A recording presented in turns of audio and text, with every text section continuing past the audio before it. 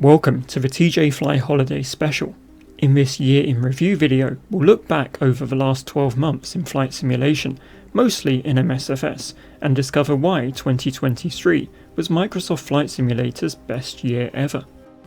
The year started off fairly slowly, with only a couple of notable freeware releases, the first of which was the C-17 Globemaster, a perfectly decent digital representation of a massive military hauler. This was followed by the B-21 Raider, a markedly less authentic recreation of this secretive stealth airplane. That said, the negative G pushovers and 250 knot landing speeds were fun. Early 2023 also marked the early access release of Flight Sim Studio's Embraer 175.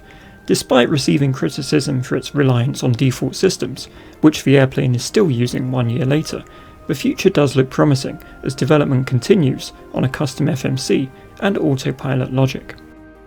Underwhelming systems were a common theme at this point of the year. 3 years after release, MSFS default aircraft still lacked complex LNAV and proper VNAV capability.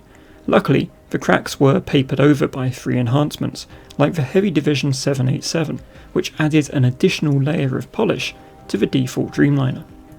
DC Designs, the developer of Concorde for MSFS, welcomed the new year with a gift to the community.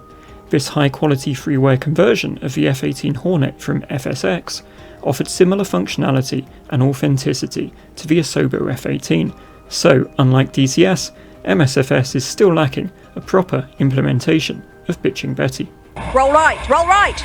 After an ultimately disappointing start to the year, MSFS started to find its stride with the introduction of VNAV by working title for the Citation Longitude and CJ4. After a long period as a third-party add-on, working title's enhancements were finally being integrated into the core simulator. Shortly afterwards, the MSFS Boeing library was enhanced by the Captain Sim 767-300ER. Although basic, it was really no worse than any other default airplane at the time, and provided the simulator's user base with a classic Boeing experience. RHD Simulations also produced a 767-300ER in 2023, which was just as basic as the Captain Sim, with the addition of a penchant for nosediving. Perhaps RHD would therefore be better suited to developing a 737 MAX.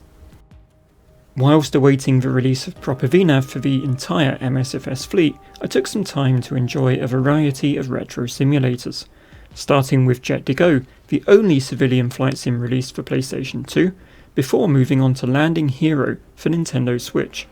A very limited product, with only one airplane and one airport, which is heavily reminiscent of Sega's Airline Pilots arcade game.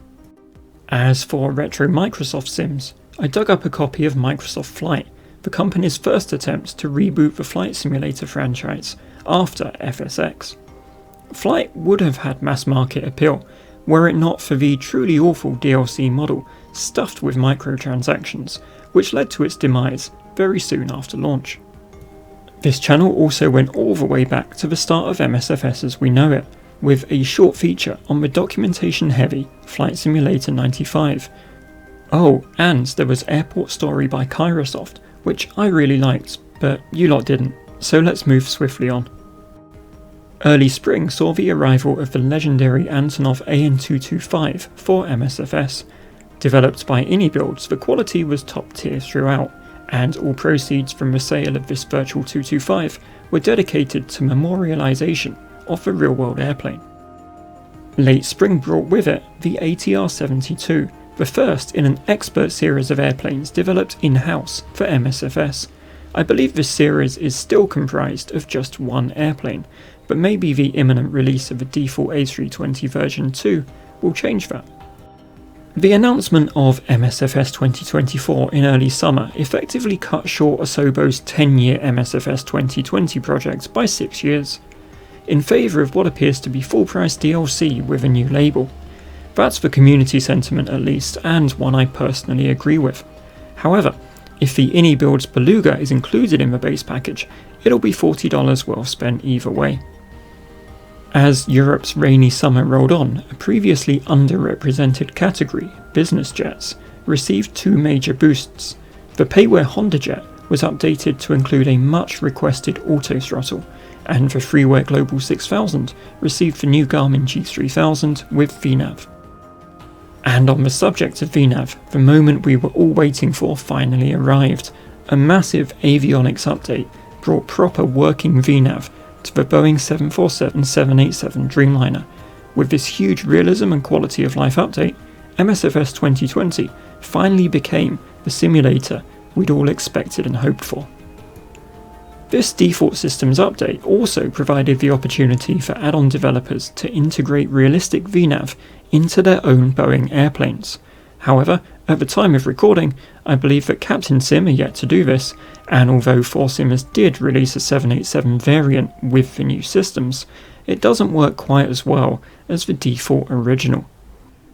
In autumn, Got-Friends once again kindly provided me with a review copy of their new Grumman Wildcat. Although this channel is primarily focused on big jets, I really enjoyed piloting this classic Air Force prop plane.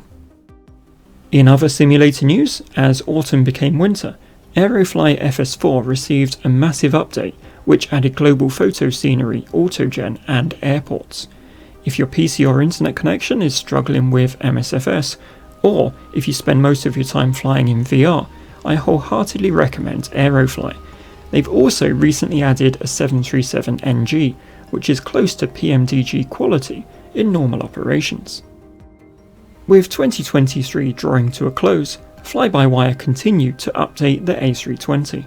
However, the stable branch of this airplane is still missing VNAV, which has been in experimental and dev branches for quite a while, suggesting that getting it to perform at the standard required for mainstream release is proving problematic.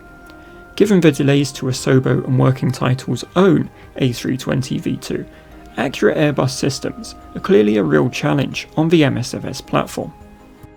Speaking of Airbus, Captain Sim released a Boeing 717 featuring systems that look and work in a very similar way to the default Airbus A320. So as we watch one of 2023's final releases, the Quick Flight B2 Spirit, I'll return to my point that 2023 was Flight Simulator's best year ever. Despite the endless flood of mediocrity in the MSFS add-on market, this year brought wholesale changes to the core simulator, making it the product we all wanted back in 2020.